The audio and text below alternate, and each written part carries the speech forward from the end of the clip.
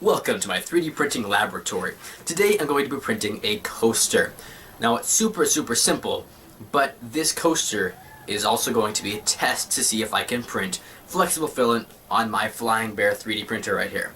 I'm going to use up very little filament because it's like a honeycomb shaped hexagon type thing going on, and it's just the outline of it, not necessarily the full thing.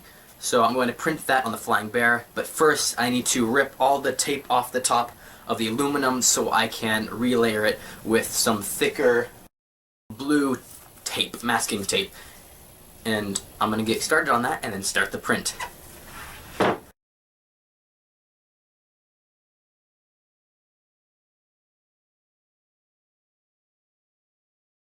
So I got all the tape off and I applied the blue tape and it worked pretty great. Now that I've got the tape on my 3D printer, now I can begin the 3D printing. So I have the model, the little hexagonal shaped honeycomb thing that you put cups on. Coaster. I'm going to print it in my blue flexible filament, and it should take about an hour. My Cura slicer said it would take 38 minutes, but for some reason consistently it is always longer than that amount of time. So it might take about an hour. So I'm going to get that printing and let's see how it turns out. As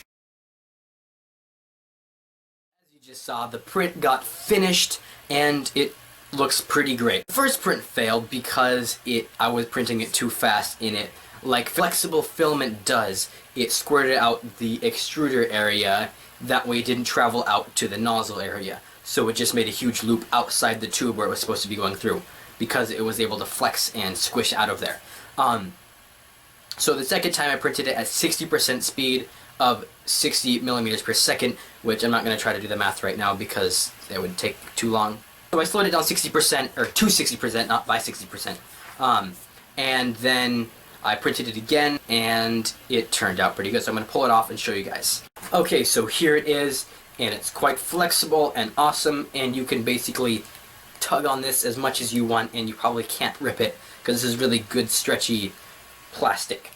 Not super stretchy, flexible, so it won't break that much at all.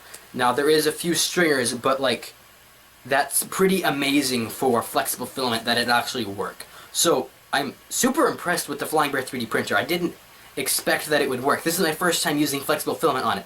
I printed an adapter for this printer right here, but I didn't even print one for this one, and I can print it at quite higher speeds than I was expecting. I had to print to this maybe 10 millimeters per second for this one right here, and this was going 60% of 60. So it printed great. I'm going to be printing more of these, and I'm probably going to be using these. So thanks for watching, guys. If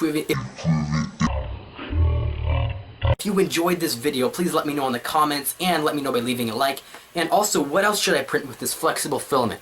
Because I can do some pretty cool stuff with this. The only catch, though, with printing, or not the only, one of the catches with printing in flexible is that it does horrible at overhangs. So if you print something up at an angle, it doesn't do well. But this was printing flat, so it didn't have to try to string it up over stuff, and so it worked well. So let me know in the comments what you think would be cool to print in flexible filament. And that'll be it for this video. Thanks for watching, guys. Bye.